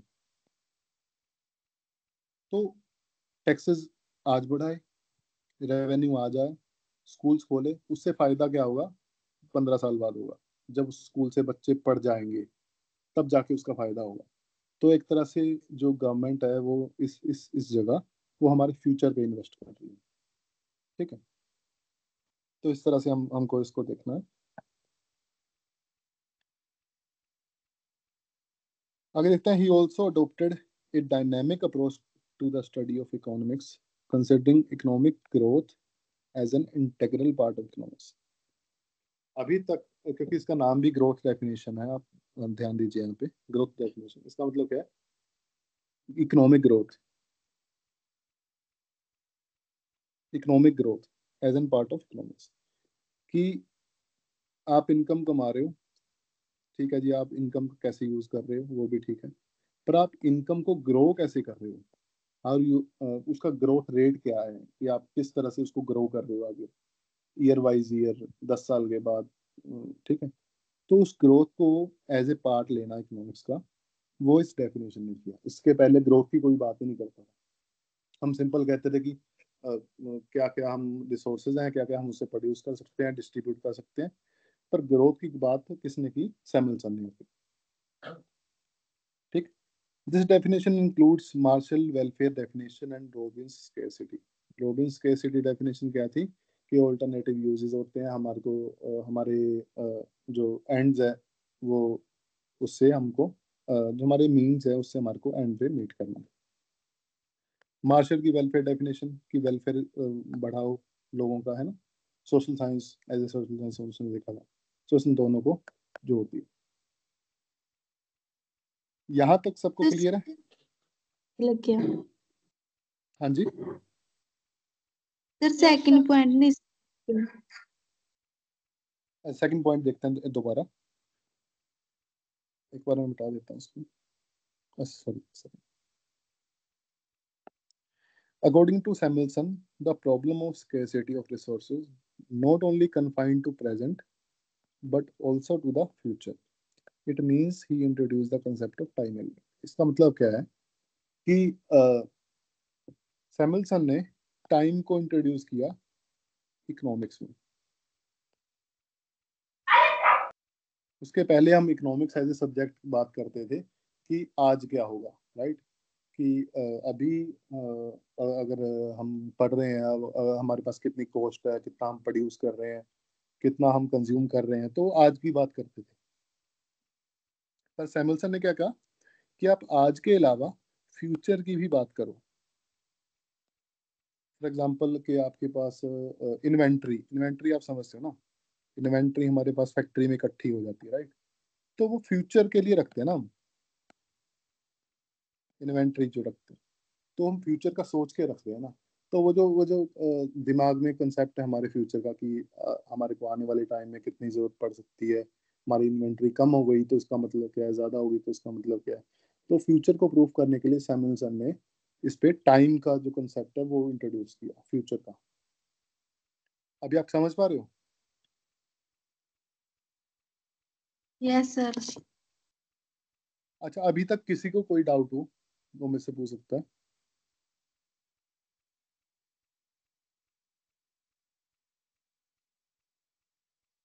मैं आगे चलूं फिर? Yes sir. Okay. Yes sir.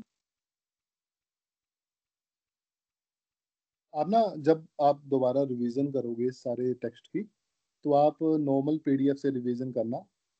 तो उसमें जो मैंने पोर्शन छोड़ रखा है ना, जैसे कि फॉर एग्जांपल ये आगे he is a professor of Oslo university in Britain, ये सारा कुछ पढ़ लेना एक बार, ताकि आपको ये अकेला हाईलाइटेड वाला मत पढ़ना, ये भी एक बार देख लेना, ताकि आपके दिमाग में एक बार सेटल हो जाए चीज़ें, ठीक है।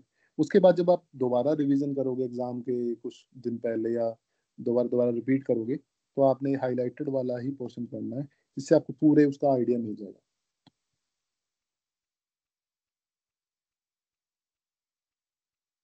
आगे हम देखते हैं difference between micro and macro economics. काफी इजी टॉपिक है, सबको आता ही होगा शायद पढ़ाने का।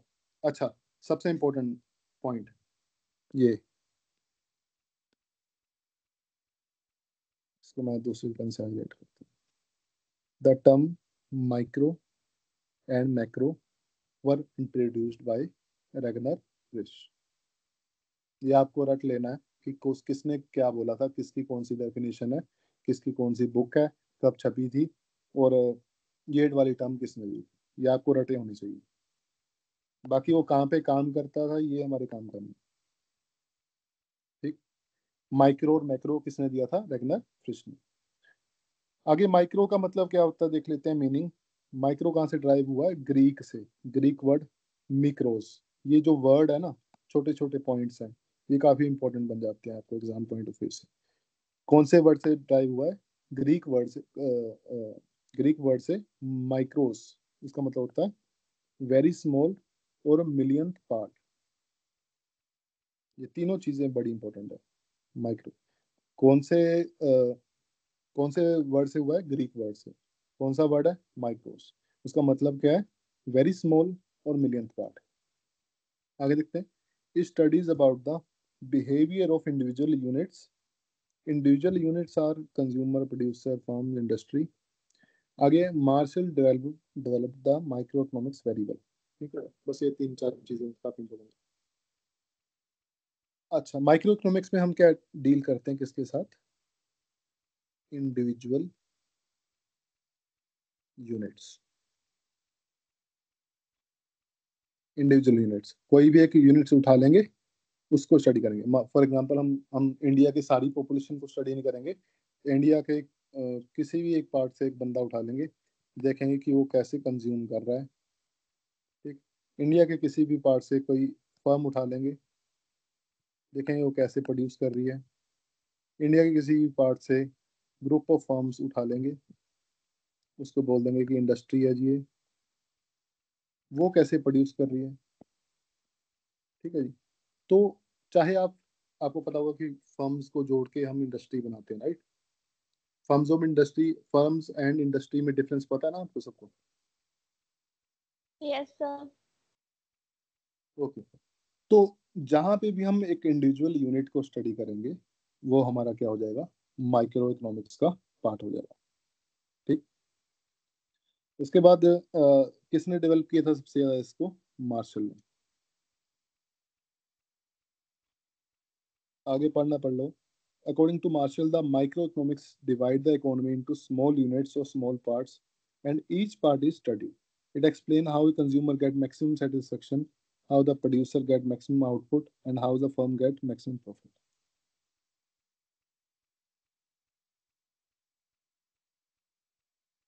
आगे देखते हैं स्कोप। स्कोप का क्या मतलब होता है कि इसमें हम क्या क्या आगे पढ़ने वाले हैं माइक्रो इकोनॉमिक्स में। Microeconomics explains how the price of a good is determined and how the price per unit of factors of production is determined. Also deal with the theories of economic welfare, deal price theory. इसमें price theory किसको बोलते हैं हम, micro economics को, ठीक है। ये clear होना चाहिए। अब उसमें क्या क्या करते हैं हम, फ्लो चार्ट की मदद से समझते हैं। सबसे पहला point, theory of product pricing. आपने कोई फर्म खोल ली, कोई फर्म है आपके पास, कोई इंडस्ट्री है आपके पास, उसकी आप उसमें आप मान लो कि सोप बना रहे हो, सोप इंडस्ट्री आपके पास। अब सोप की आप प्राइस कैसे रखोगे, ये किसमें हम स्टडी करते हैं, माइक्रो इकोनॉमिक्स। ठीक है जी, प्राइसिंग, उसका कॉस्ट कितना होगा, उसकी डिमांड कितनी है, उसमें उसका हम कितना प्राइस रखें ताकि हमको प्रॉफिट आ सके, राइट। लॉस हो रहा है तो कितना हो रहा है, ये सारा कुछ हम स्टडी करते हैं माइक्रो इकोनॉमिक्स में, number 1। Number 2, theory of factor pricing. जैसे कि मैंने बताया, रेंट किसका है, लैंड का, wage labour, interest capital, profit, organisation. Factor pricing में हम क्या स्टडी करेंगे कि लैंड का प्राइस कैसे मिलेगा, लेबर का प्राइस कैसे मिलेगा, अगर लेबर बढ़ गई तो क्या होगा, है ना, कम हो गई तो क्या होगा, लेबर की कॉस्ट बढ़ गई मतलब खाना महंगा हो गया, इन्फ्लेशन आ गई तो क्या होगा। कैपिटल में भी ऐसे देखेंगे, कैपिटल अगर कम हो गया तो कैसे इंटरेस्ट को इफेक्ट करेगा, कैपिटल बढ़ गया तो इंटरेस्ट को कैसे इफेक्ट करेगा, supply of capital, demand of capital, इसी तरह ऑर्गेनाइजेशन, ठीक है, प्रॉफिट को कैसे इफेक्ट करेगा। उसके बाद करते हैं थ्योरी ऑफ इकोनॉमिक वेलफेयर। पहले हमने थ्योरी ऑफ प्रोडक्ट प्राइसिंग कर ली, प्रोडक्ट की हमने प्राइसिंग रखनी है इंडस्ट्री या फर्म्स में। दूसरी हमने फैक्टर प्राइसिंग रख ली, जो हमारे फैक्टर ऑफ प्रोडक्शन है उसकी हमने प्राइसिंग कैसे देखनी है। तीसरा हम कर रहे हैं इकोनॉमिक वेलफेयर, कि हमने अब सारा ये सब कुछ कर लिया, अब हमने देखना कि वेलफेयर कैसे करें, भला कैसे करें लोगों का। तो भला करने के लिए हमारे पास एफिशिएंसी ऑन प्रोडक्शन, ठीक है, प्रोडक्शन में हम एफिशिएंसी कैसे लेके आए, कैसे हम एफिशिएंट बना दें प्रोडक्शन को, कि हमारा लॉस कम से कम हो, लॉस मिनिमाइज कर दें हम। Efficiency in consumption, efficiency consumption में कैसे लेके आए, क्या हम कंज्यूम करें, कैसे हम कंज्यूम करें ताकि हमारा जो सेटिस्फेक्शन है, यूटिलिटी, वो मैक्सिमाइज हो जाए, ठीक। उसके बाद ओवरऑल इकोनॉमिक एफिशिएंसी, दोनों में, कंजम्पशन में, प्रोडक्शन में, एक्सचेंज में, डिस्ट्रीब्यूशन में, ये सब में हमारी एफिशिएंसी, एफिशिएंसी का मतलब आप समझते होंगे कि हम बेहतर तरीके से कैसे काम को कर सकते हैं, उसको हम एफिशिएंट एफिशिएंट तरीका बोलते हैं। आगे uses and significance of micro economics, understanding the operation of economy, economic welfare of people, managerial economics, ठीक। मैक्रो इकोनॉमिक्स, मैक्रो इकोनॉमिक्स में macro is derived, macro word is derived from Greek word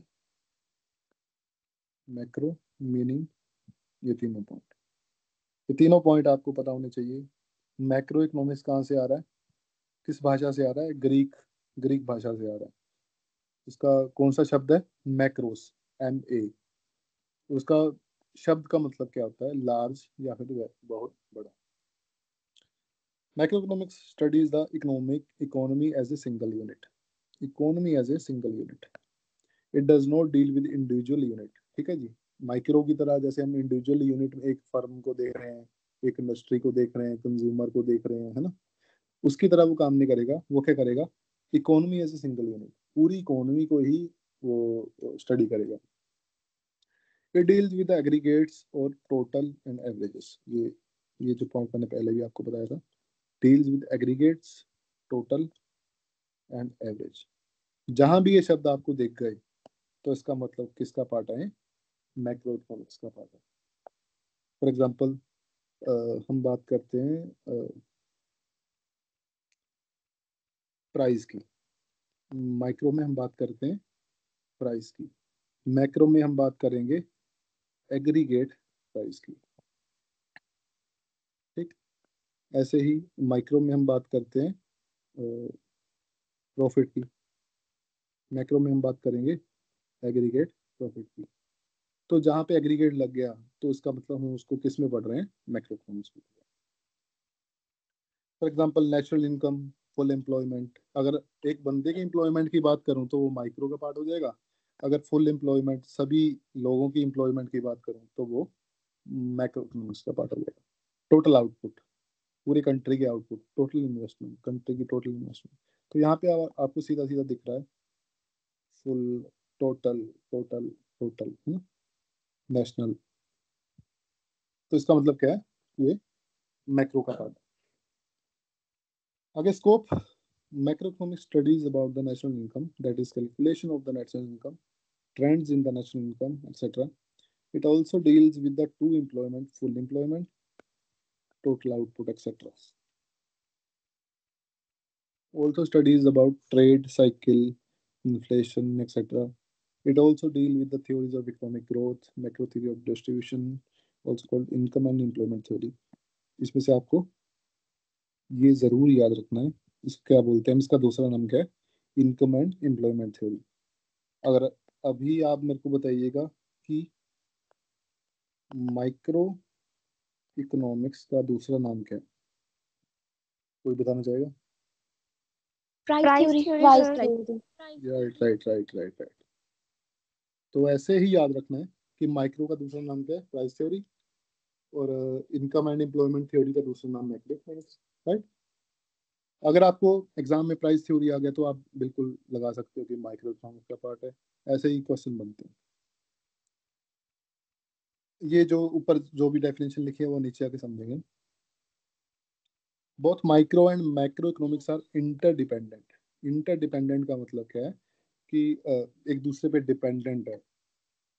अगर आप जैसे कि आपको 11th-12th में micro and macro दोनों पढ़ाते हैं, उसको दोनों को पढ़ाने का मतलब क्या है, और पहले माइक्रो जनरली पहले माइक्रो पढ़ाते हैं, उसका पढ़ाने का मतलब क्या है कि जब आप माइक्रो एक इंडिविजुअल को स्टडी कर लेते हो कि एक इंडिविजुअल एक बंदा जो है वो कैसे बिहेव करता है, तो आप सब ऑन एन एग्रीगेट बेसिस सब पीपल को, सब लोगों को, सोसाइटी को स्टडी कर सकते हो। अगर आप बोलो कि नहीं सर अकेला मैक्रो ही पढ़ना, तो आप पढ़ तो लोगे पर आपको उस इंडिविजुअल का पता नहीं, क्योंकि एग्रीगेट है ना। एग्रीगेट का मतलब क्या है कि आपने इकट्ठा किया हो, जोड़ा हुआ है, तो एग्रीगेट किसको किया है, माइक्रो इकोनॉमिक्स को। तो इसलिए दोनों आपस में interdependent. From 1930 onwards, there is an importance to the macroeconomics. अब रियलिटी ये है कि 1930 से पहले, 36 से पहले सिर्फ इकोनॉमिक्स होता था, और 76 से पहले पॉलिटिकल इकोनॉमी होता था। 1936 से बाद micro and macro economics different हुए, ठीक है। अब वो क्यों डिफरेंट, कैसे डिफरेंट हुए? 1936 वो आपने केन्जियन थ्योरी पढ़ रखी है, तो केन्स को फादर ऑफ मैक्रो क्यों बोलते हैं? तो केन्स ने ही मैक्रो इकोनॉमिक्स बनाया, सब्जेक्ट, पूरा सब्जेक्ट ही 1936 के बाद आया, उसके पहले सिर्फ इकोनॉमिक्स होता था। क्लियर है? स्कोप ऑफ मैक्रो इकोनॉमिक्स देख लेते हैं एक बार। सबसे पहले क्या क्या पढ़ते हैं इसमें? Theory of output and employment. Output, अब यहाँ पे आउटपुट एक फर्म की नहीं है, इसमें इसमें इसको बोलते हैं नेशनल आउटपुट। एम्प्लॉयमेंट, आउटपुट पूरी कंट्री की आउटपुट, जिसको हम आम भाषा में जीडीपी बोल देते हैं, उसको कैसे स्टडी करते हैं, वो किसका पार्ट है? मैक्रो इकोनॉमिक्स का। एम्प्लॉयमेंट, पूरी कंट्री में बेरोजगारी बढ़ रही है या फिर रोजगार बढ़ रहा है, तो उसको स्टडी करना है, वो भी मैक्रो इकोनॉमिक्स का पार्ट है। अच्छा, इसमें आगे दो चीजें और स्टडी कर रहे हैं। कंजम्पशन, यही कंजम्पशन जो है ये एग्रीगेट कंजम्पशन है, ठीक है। ये जो इन्वेस्टमेंट है ये एग्रीगेट इन्वेस्टमेंट है। पूरी कंट्री में कंजम्पशन कितनी, फॉर एग्जांपल जीएसटी आप पढ़ते हो ना, जीएसटी, तो जब सेंट्रल गवर्नमेंट बताती है कि जीएसटी से हमारे को इस बार 1,41,000 करोड़ या कुछ भी मुनाफा हुआ है, हमारे को पैसा है, तो वो ये थोड़ी बोलते हैं कि फॉर एग्जांपल पंजाब में एक बंदा रहता है, उसने कितने पैकेट लेज के खाए, उसको हमने कितना लगाया, ठीक है। वो एग्रीगेट बेसिस पे स्टडी करते हैं जीएसटी। ऐसे ही एग्रीगेट कंजम्पशन को हम स्टडी करते हैं, ऐसे ही हम एग्रीगेट इन्वेस्टमेंट को स्टडी करेंगे theory of output and employment के अंदर। उसके बाद आता है theory of trade cycle. Trade cycle का मतलब क्या है कि ऐसे साइकिल चल रही है कोई ना कोई, कभी ऊपर कभी नीचे, कभी ऊपर कभी नीचे। ठीक, ये जो ट्रेड साइकिल है ये इकोनॉमिक एक्टिविटी का, ये कैसे चलता है। फॉर एग्जांपल रिसेशन, डिप्रेशन, ठीक है, बेरोजगारी, अनएम्प्लॉयमेंट, ये सारे जो मुद्दे हैं, इन्फ्लेशन, टैक्सेस, ये सारे मुद्दे हम ट्रेड साइकिल में देखते हैं कि ट्रेड साइकिल कैसे इन चीज़ों को इफेक्ट करता है। अगर ट्रेड साइकिल के हम डिप्रेशन में बैठे हैं तो क्या हालत है कंट्री की, जैसे पाकिस्तान की हालत थी अभी कुछ टाइम पहले, है ना। तो इस ट्रेड साइकिल थ्योरी में हम ये सारा ओवरऑल स्टडी करते हैं कि अगर ट्रेड साइकिल चल रहा है तो क्यों चल रहा है, उसके रीजन क्या है, वहाँ पे क्या क्या हो रहा है। अच्छा, उसके बाद आते हैं थ्योरी ऑफ इन्फ्लेशन। इन्फ्लेशन जिसको हम महंगाई भी बोलते हैं। महंगाई महंगाई क्यों होती है, रीजन, और इसको कैसे कंट्रोल कर सकते हैं, ये सारा कुछ हम स्टडी करते हैं theory of inflation. Theory of economic growth. Economics economic growth क्या हमारे को दिखाती है कि आपके पास मान लो इनकम है, जीडीपी, क्योंकि हम उसको इनकम बोल सकते हैं, इनकम है, इसको कैसे हम बढ़ाना है, कैसे बढ़ाना है, क्यों बढ़ाना है, कितना बढ़ाना है, और कैसे बढ़ेगा, ये सारा कुछ हम स्टडी करेंगे थ्योरी ऑफ इकोनॉमिक ग्रोथ में। जैसे हम बोलते हैं ना, under developed countries, developed countries, Canada is a developed countries, India is A under developed country, वो क्यों बोलते हैं हम, और उसको डेवलप अंडर डेवलप कंट्री से हम डेवलप कैसे कर सकते हैं, ये सारा कुछ हम पढ़ते हैं थ्योरी ऑफ इकोनॉमिक ग्रोथ में। आगे यहाँ पे गलती से माइक्रो है, यहाँ पे मैक्रो होना चाहिए। Macro theories of distribution. Micro theory of distribution के हमारे जो एग्रीगेट बेसिस पे फैक्टर्स ऑफ प्रोडक्शन, उसको हमारी नेशनल इनकम कैसे हम दे रहे हैं। ठीक, अच्छा, प्रॉब्लम्स देख लेते हैं जल्दी जल्दी। Level of output and employment, ठीक है जी, इसको स्टडी करते हैं। Fluctuation in level of output, employment and national income, जो हम मैंने अभी बताया आपको, trade cycle. Changes in the general price level, inflation, ठीक है जी। Economic growth and economic development, theories of distribution. Significance क्या है, understanding the working of economy, economy को समझने के लिए कि कैसे काम करती है इकोनॉमी, तो उसको समझने के लिए हमारे को मैक्रो इकोनॉमिक्स का होना जरूरी है।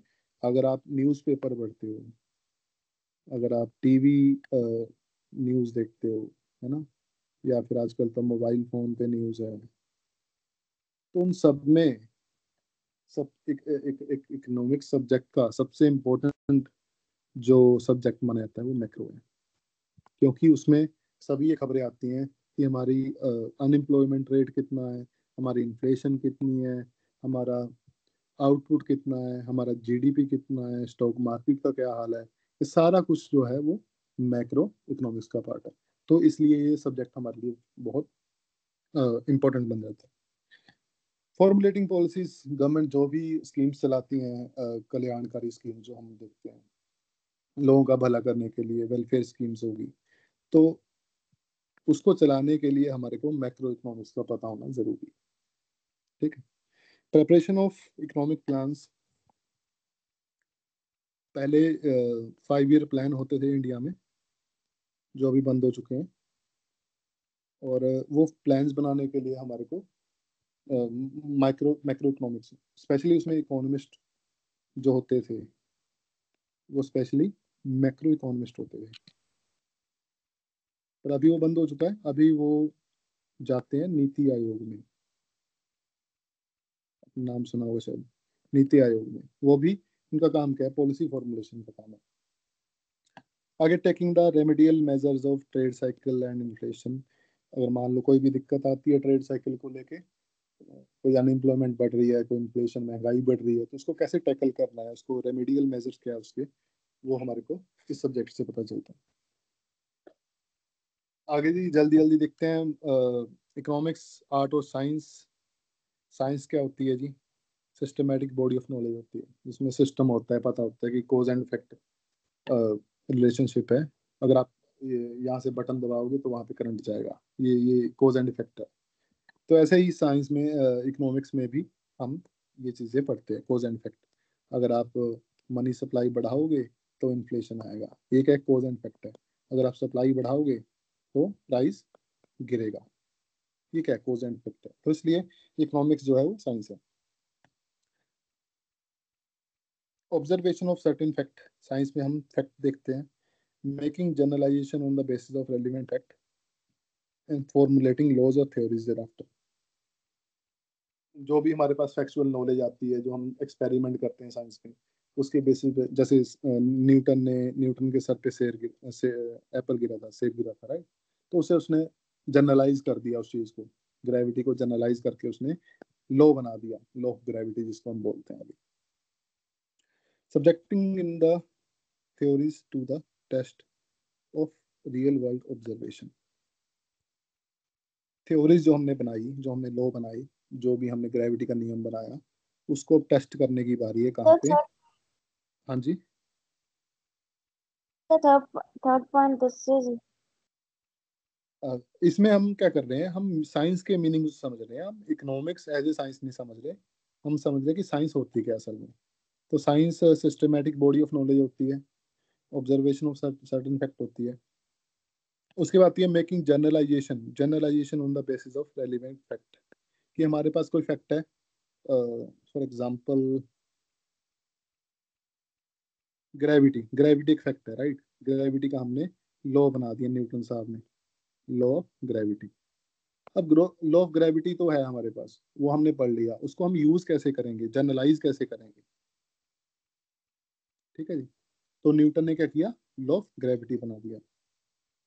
अगला पॉइंट क्या है कि रियल वर्ल्ड ऑब्जर्वेशन। अब हमारे पास पेन है, पेन में इंक है, वो इंक नीचे को फ्लो कर रही है, अगर आप उसको ऊपर करके लिखोगे तो नहीं लिखा जाएगा। तो वो क्या होगी, जनरलाइजेशन होगी एक। सॉरी सॉरी, टेस्ट कर लिया हमने थ्योरी को, टेस्ट किया ना। थ्योरी कौन सी? Theory of gravity. Like the subject physics, chemistry, botany, economics also satisfy the above four characteristics, hence economics is regarded as science। Economics में भी सिस्टमेटिक बॉडी होती है, इकोनॉमिक्स में फैक्ट होते हैं, इकोनॉमिक्स में हम जनरलाइजेशन करते हैं, फैक्ट के बेसिस पे थ्योरीज बनाते हैं, जैसे लॉ ऑफ डिमांड हो गया, law of equi marginal utility हो गया, है ना। Subjecting in the theories to the test of real world, उसको हम टेस्ट भी करते हैं। Law of equi marginal utility को जब हम कंज्यूम करते हैं, राइट, तो टेस्टिंग होगी उसकी। तो इस तरीके से जो इकोनॉमिक्स है वो एज ए साइंस हम देखते हैं उसको। एज ए आर्ट हम कैसे देखते हैं? आर्ट का मतलब क्या होता है? The object of art is to formulate rules to be used for the formulation of policies. अच्छा, Keynes define art as a system of rules for the attainment of given. मतलब क्या कि हमने फॉर्मुलेशन करनी है, बनाना है रिलेशन ऑफ रूल्स, किसके लिए? पॉलिसीज के लिए, पॉलिसीज के लिए। एग्जाम्पल के तौर पे स्कूल्स में मिड डे मील सबको पता है कि मिलता है सरकारी स्कूल में, गवर्नमेंट स्कूल में। अब वो मिड डे मील में एक बच्चे को कितना खाना देना है, वो एक पॉलिसी है। क्या क्या खाना देना है, वो एक पॉलिसी है। वो पॉलिसी को बनाने के पीछे कोई ना कोई रूल्स है ना, उस रूल्स को बनाने के पीछे कोई ना कोई साइंस है। तो it's a mixture of art and science कि इकोनॉमिक्स से कोई ना कोई हमने रूल बनाए, कोई थ्योरी है उसके बेसिस पे हमने कोई रूल बनाए, रूल के बेसिस पे हमने पॉलिसीज को इम्प्लीमेंट किया। ठीक है। अब जो रूल के बेसिस पे पॉलिसी को इम्प्लीमेंटेशन करने का जो जो ये जो रास्ता है नीचे वाला, ये क्या है? ये आर्ट। रूल्स को बनाना हमने ऊपर सीखा था साइंस में। तो इकोनॉमिक्स क्या है? Science as well as art. ठीक। Difference between science and art. Science is theoretical, ये काफी इंपॉर्टेंट है। Science is theoretical art is practical. Theoretical का मतलब क्या है कि हमने थ्योरीज बना दी कमरे में बैठ के, रूम में बैठ के अपने हिसाब से, ये ऐसे ऐसे हमने 4 किताबें पढ़ी, उसके बेसिस पे हमने कोई रूल्स बना दिए, थ्योरी बना दी। आर्ट क्या है कि उसको प्रैक्टिकली आप इम्प्लीमेंट कैसे करोगे ग्राउंड लेवल पे, तो वो क्या है, वो आर्ट में। Science teaches us to know, art teaches us to do. जानना कि आपको आपको पता है थ्योरीज का, वो क्या है, साइंस है। और आर्ट क्या बताती है आपको कि आपको पता है, ठीक है, आपको साइंस, आपको नॉलेज है, उस नॉलेज को कैसे आपने इम्प्लीमेंट करना है, तो वो क्या बताती है, वो कौन सी चीज बताती है, वो आर्ट्स बताती है। Economics is science in its methodology. Science क्या है, मेथडोलॉजी में है, मतलब कैसे वो बनी हुई है, कैसे उसको बनाते हैं, वो क्या है, साइंस है। और उसकी जो एप्लीकेशन है वो क्या है, आर्ट है। आपको समझ आ रही है ये बात? Yes, sir. ठीक। मेथडोलॉजी मतलब इकोनॉमिक्स एज ए सब्जेक्ट कैसे इवॉल्व हुआ, कैसे बना है, वो उसमें कौन कौन सी थ्योरीज है, वो कैसे बनी है, वो सब सर साइंस थर्ड है। पॉइंट रिपीट कर सर थर्ड पॉइंट रिपीट कर दो। Okay okay okay. Third point जेड़ा सीगा, economics is a science in its methodology and art in its application. मैं इसको समझाना चाहूंगा इधर साइड में। For example law of demand,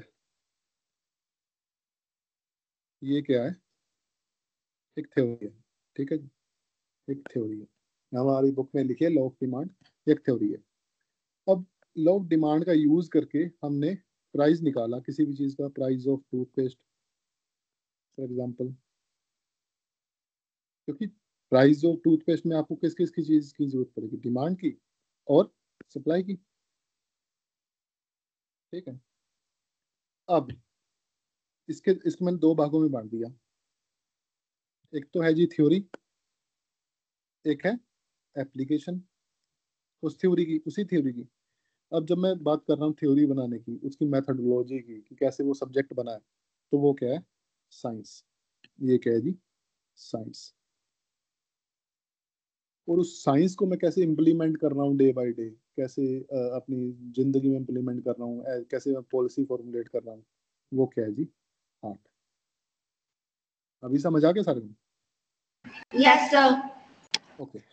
तो कहने का जो मकसद है मेरा ओवरऑल, वो क्या है, economics is consider as both science as well as art. तो हमको ये नहीं कहना कि अकेली साइंस है, ये नहीं कहना कि अकेली आर्ट है, दोनों है, साइंस भी है, आर्ट भी है। अच्छा, आगे एक डिफरेंट टॉपिक है, इसका नाम है पॉजिटिव साइंस या नॉर्मेटिव। हाँ, एक बार हमने बात की थी ना पॉजिटिव साइंस के पीछे। तो पॉजिटिव साइंस का मतलब क्या है, positive science explains what it is but not what ought to be. मतलब क्या है,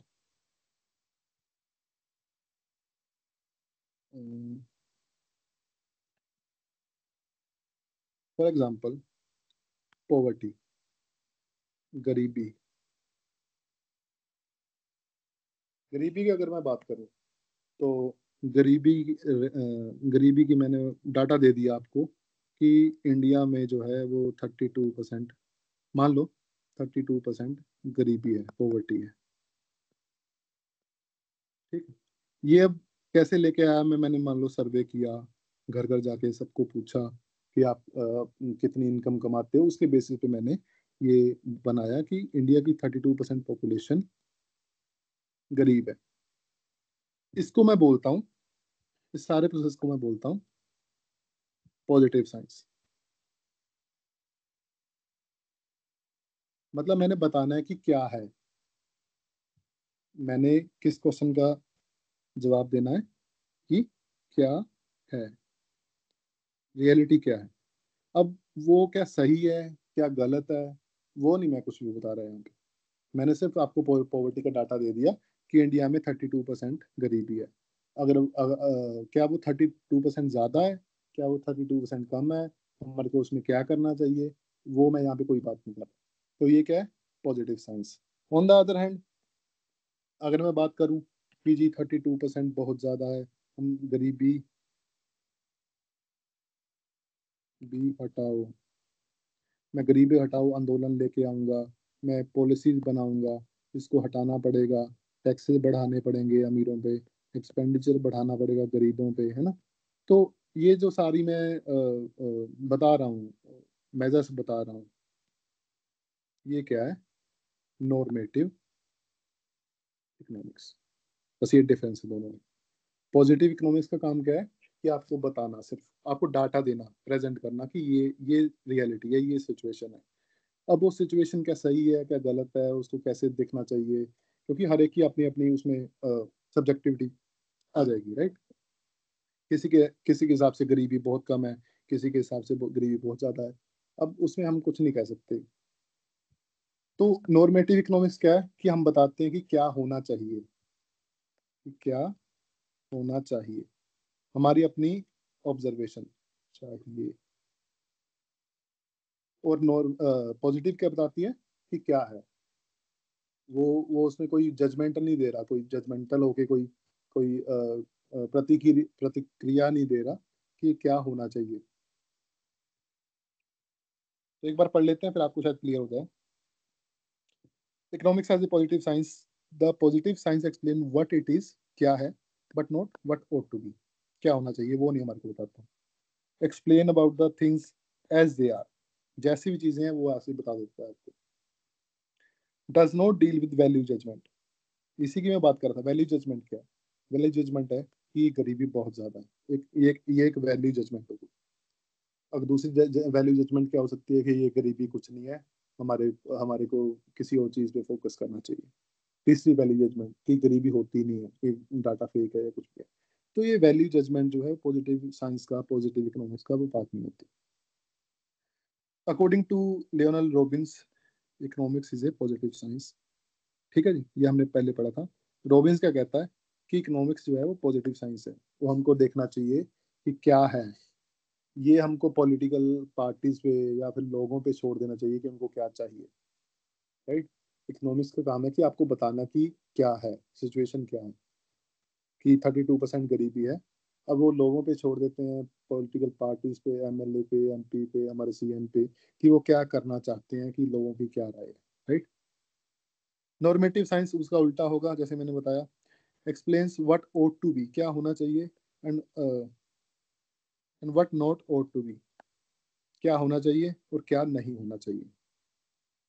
रिलेट टू वैल्यू जजमेंट इसमें हम ऐड कर देंगे। हम अपने दिमाग को चला के, हर एक का एक परसेप्शन होता है ना, राइट। तो उसके अकॉर्डिंग हम उसको यूज करेंगे। हाँ जी।